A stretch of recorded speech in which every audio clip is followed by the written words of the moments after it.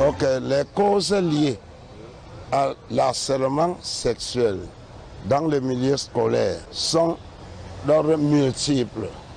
Premièrement, il y a nos enfants qui vont séduire leurs enseignants et les enseignants pour réduire leur carrière scolaire ou bien leur carrière professionnelle se retrouvent en train de gérer plutôt les ébats sexuels au nom de l'éducation. Nous en avons plusieurs cas. Il y a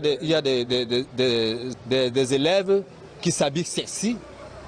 Quand on leur donne le modèle de la tenue qu'il faut, elles déclinent des tenues bizarres et ça excite. Ça peut exciter vraiment son professeur. Et son professeur n'a pas le caillou à la place du cœur. C'est aussi un homme.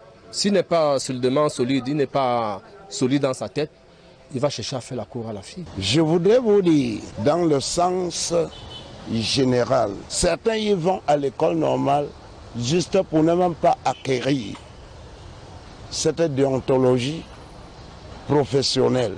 Et dans tout milieu, il y a des brebis galeuses dans tous les milieux. Il y a des élèves même qui s'arrangent à draguer leurs enseignants, soit physiquement, soit par leur posture dans la classe. Je prends un exemple. Quand vous êtes dans une salle de classe, une fille qui a la mini-jupe, elle sait que le professeur, elle est au bout du banc, elle ouvre ses cuisses, elle laisse pour laisser entrevoir son enseignant. C'est une cour directe. Il y a des élèves non seulement tellement faibles, trouvent qu'elles peuvent utiliser leur petit giron pour avoir des notes. Mais ce qui est sûr, l'enseignant qui le fait, ça c'est une aberration, c'est un sacrilège, c'est un crime. Les torts sont partagés, monsieur. La cause principale pour les déviations sexuelles en milieu scolaire, c'est beaucoup plus le problème d'Internet. Vous savez, aujourd'hui, nos enfants n'ont pas suivi l'éducation que nous avons suivie.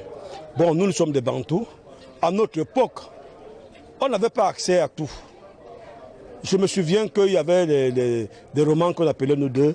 Il était même interdit, strictement interdit. Si un parent te trouve avec nous deux, tu avais de la bastonnade. Alors que bon, c'était juste des romans simples d'amour, tout. Mais aujourd'hui, les enfants, avec l'arrivée de l'Internet, ils ont accès à tout. C'est-à-dire, ils sont plutôt en train de copier la civilisation occidentale et laisser leur propre civilisation.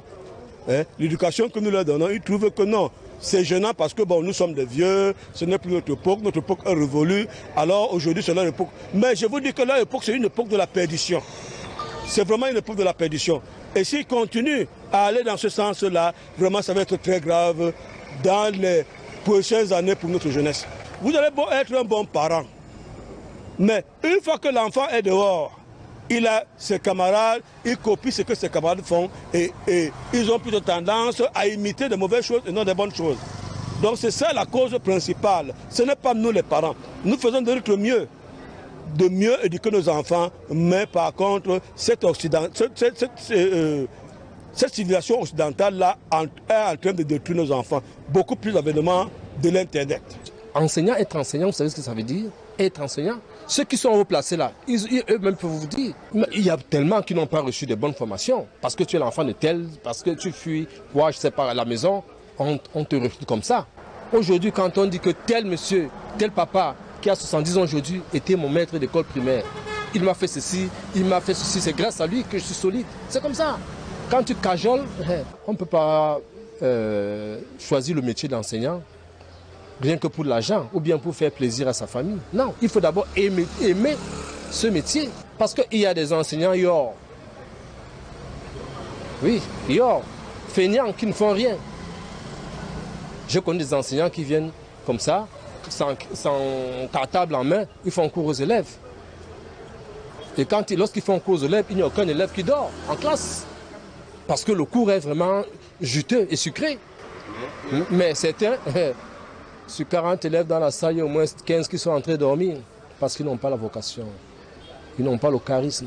Donc j'invite le gouvernement à exiger des cours de psychologie aux enseignants pour ne pas faillir à ce genre de tentation.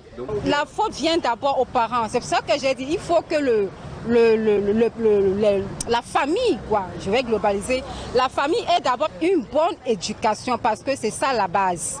Tant qu'il n'y a pas l'éducation, une bonne éducation, il n'y a pas de moralité, les comportements dans une famille, tout ça, ça vient de là. Mais tant que l'enfant n'a pas la crainte de Dieu, tant que l'enfant ne respecte pas ses parents, les autres personnes, les aînés, le milieu scolaire, il n'y a pas le respect et tout. Donc tout ça vient de là.